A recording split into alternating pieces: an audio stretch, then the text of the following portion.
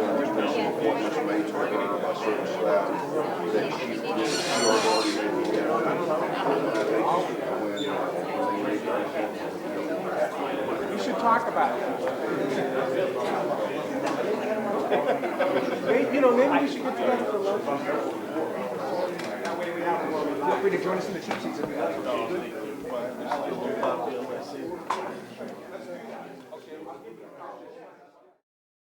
So 30 years from now, people will come here and they will say, that's the way a city should have done good planning within their city limits. That's what they did, and this is what other cities should do when they think about doing things in their city.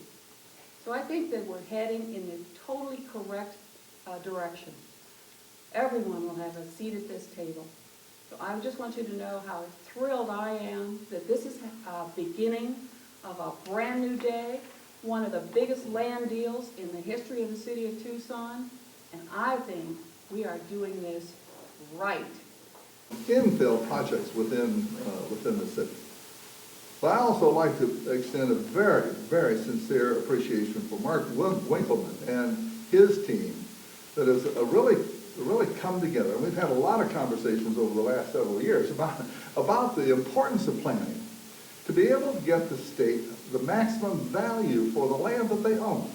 And they own all of this 12,000 acres, which is inside the city. But the right thing to do is hire the most competent organization that has a history of being able to plan not only commercial but also residential developments, to be able to develop a plan for the state which will allow them to understand what is the best use for their property, which they can market then over the next 10 or 20 or 30 years, however long it might be, so that we're growing and we're meeting the growth rate of this city in a reasonable and just way. And let me just talk about that briefly for a minute. We're going to issue an urban planning permit. And this is something that is allowed by the Urban Lands Act that was passed many years ago. It's a tool that we have not used much in the last few years. I think this is the second permit that's been issued in maybe the last 15 years. When the Urban Lands Act was passed, it allowed us to issue a permit to let the private sector come in and help the land department. And we certainly need the help. The work that's going to be done under this permit, we're estimating to reach almost $3 million. Well, in my budget for our agency, I don't have $3 million for planning for the entire state, let alone one portion of it. And it's the trust part that I think people don't understand. This land is not just state land. It was set aside by the federal government when Arizona became a state. And we were put into a trust, and we were mandated to use this to raise revenues primarily for education in this state. And everybody in this room, I'm sure, is aware of the critical needs for education and how challenged we are funding education. And we take our role very seriously. We have 9.3 million acres throughout the state. It's about 13% of the entire state.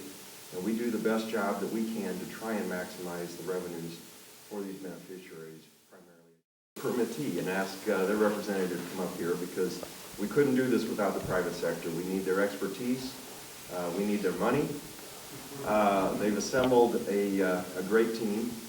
People think of Westcor in the state, I think largely because of the regional malls. As a matter of fact, I saw a blurb on TV this morning that said, "News in Tucson, regional mall built on 12,000 acres. That's one big mall. And while I'm sure there will be a sizable mall and a sizable amount of retail, there'll be every other type of land use on a landscape that big. There'll be lots of housing, there'll be lots of parks, there'll be lots of open space, there'll be a lot of retail. There's hopefully part of what will make this sustainable is we have an entire community that supports itself, so we don't have people having to get in their cars and drive to downtown Tucson or other places. So that is the goal of this. And they've assembled quite an impressive team.